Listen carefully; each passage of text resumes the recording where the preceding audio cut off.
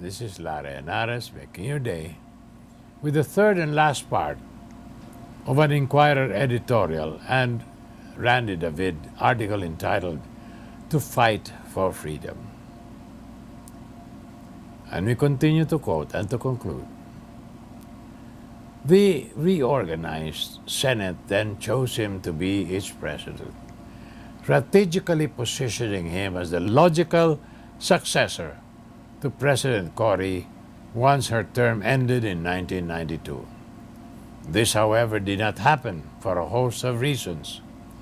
The Senate, under the leadership of Salonga, was consistently supportive of Cory in her bid to restore the country's democratic institutions throughout these turbulent years, when her mandate was repeatedly challenged by a rebellious military.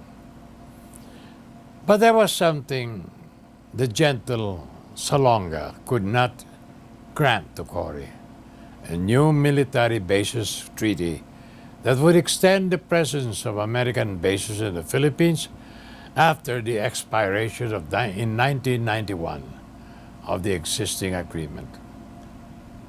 Salonga drew the line between him and the much-admired Cory on this single issue. He actively campaigned to ensure the defeat of this agreement, even as he knew it would cost him the presidency.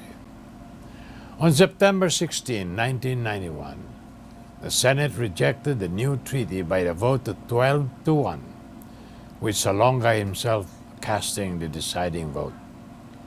To him, it was the culmination of the long emancipatory struggle began by our nation's greatest heroes, resisting all kinds of pressures from the Americans, who at a strictly personal level had been good to him. Salonga was prepared to give up everything just to see the American bases leave. More about this after these messages.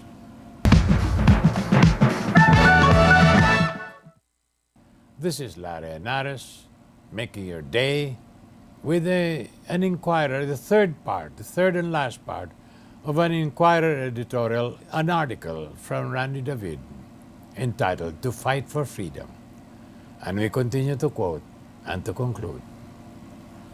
He paid dearly for this decision to oppose the extension of the bases agreement.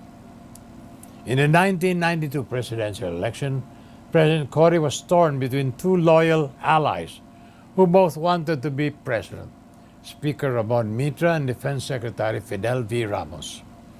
Endorsing Jovi Salonga was out of the question.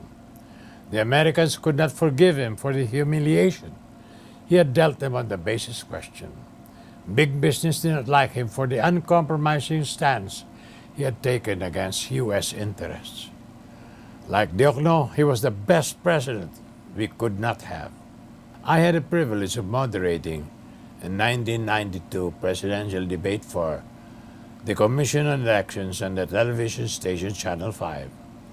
Blind in one eye, his right hand a deformed mass of skin and bones, the 72-year-old statesman beamed like a professor conducting a graduate class. He was the most erudite and the most accomplished person in that pack, speaking in measured tone in fluent Filipino and English. He never switched from one code to the other to complete a thought. But beside the most prominent and pre-martial law politicians, there were other stars in that room that had captured the imagination of a fickle public. One of them was the feisty and outspoken Miriam Defensor Santiago, former judge, cabinet member and immigration commissioner. The other was businessman Eduardo Danding Cojanco, who had fled the country with the Marcos family in 1896.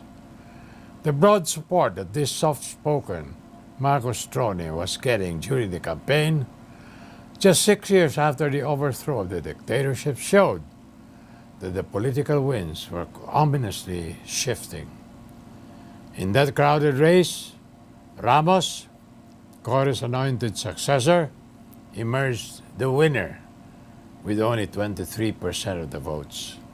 In contrast, Joseph Erap Estrada, running as Cojuangco's vice president, who won by a landslide. Jovi Salonga, the Liberal Party candidate, finished sixth behind Imelda Marcos. That would have been enough to completely crush any patriot who had worked hard to see his country flourish. But though he retired from electoral politics, Jovito R. Salonga continued the lonely struggle for ethical governance through the civil society organizations that he formed, never losing hope in the Filipinos' capacity to transform themselves. This is Larry Henares making your day, saying good day, God bless you. Thank you very much for being with us. Till next time, hasta la bye-bye.